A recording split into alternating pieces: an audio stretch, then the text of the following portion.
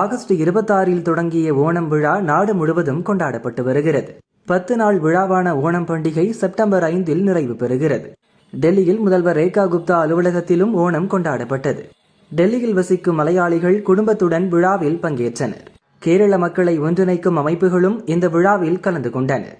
முதல்வர் ரேகா குப்தா குத்துவிளக்கேற்றி விழாவை துவக்கி வைத்து பேசும்போது, ஓணம் பண்டிகை கேரளாவில் மட்டுமல்ல, நாடு முழுவதும் உலகம் முழுவதும் கொண்டாடப்படுகிறது. டெல்லியில் மலையாளிகள் சுமார் 10 லட்சம் பேர் வாழ்கின்றனர். அவர்களுக்கு என் நல்வாழ்த்துக்கள் என கூறினார். விழாவில் கேரள பெண்களுடன் சேர்ந்து முதல்வர் ரேகா பாரம்பரிய நடனமாடினார்.